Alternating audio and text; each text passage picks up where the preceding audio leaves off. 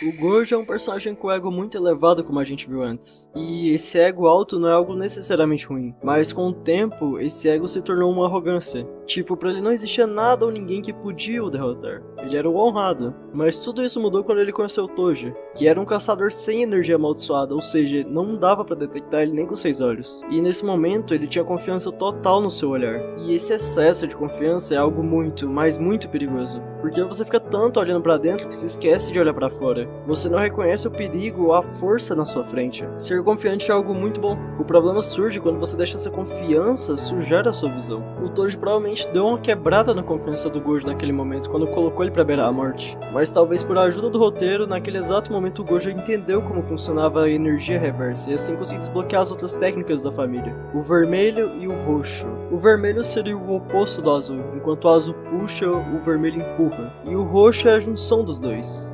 Ele cria uma massa imaginária que se move em direção do alvo com uma força destrutiva imensa, que combina a atração e a repulsão simultaneamente. E depois desse upgrade de poder, a arrogância e o ego só aumentaram. Antes mesmo de conhecer a força do Sukuna, ele dizia que era capaz de derrotar ele. Coisa que não aconteceu, né? Nas próprias palavras do autor, o Gojo abaixou a guarda na hora.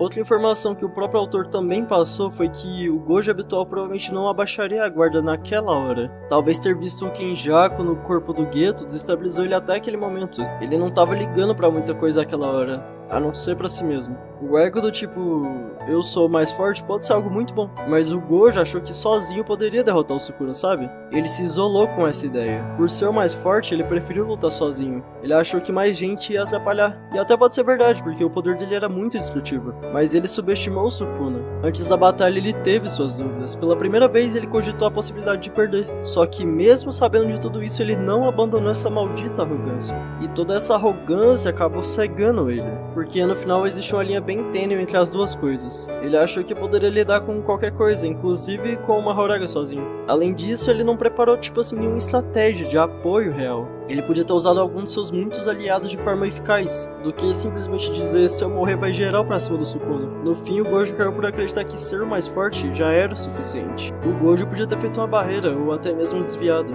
mas quando ele viu o Sukuna todo arrebentado e uma Horaga derrotado, ele pensou já ter vencido. Ele não soube entender os limites da própria arrogância, e não soube também esperar o pior de seu adversário.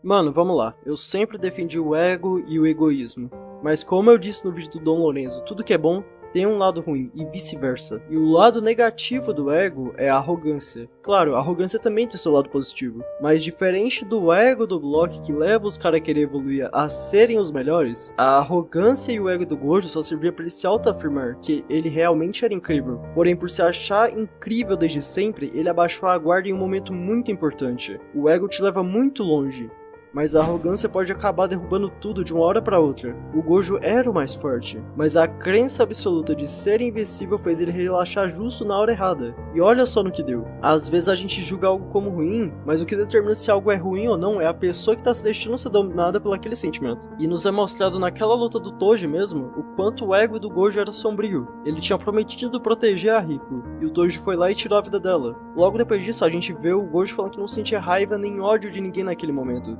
Que entre os céus e a terra, ele era o mais honrado. E ao usar o vazio roxo pela primeira vez e derrotar o Toji, a única coisa que ele sentia era muito prazer e uma satisfação imensurável. Nessa luta inteira ele não demonstrou um pingo de culpa ou arrependimento por não ter cumprido sua promessa. Ele se deixou ficar insano na própria força e se esqueceu de todo o resto. Ele deixou de se preocupar com a pessoa que ele jurou proteger. E essa frase, eu sou o mais honrado, foi uma sacada muito boa do autor para demonstrar o quanto o Gojo era arrogante. Ele se esqueceu de tudo que tinha acontecido naquele momento e só se preocupou em contemplar a própria grandeza. Essa cena faz uma referência ao Buda, quando ele alcançou a iluminação. Quando o Gojo se auto-intitula o iluminado, o honrado. E essa, sem dúvidas, é uma das maiores provas do quanto o Gojo era arrogante, já que nesse momento ele se colocou num patamar de Deus.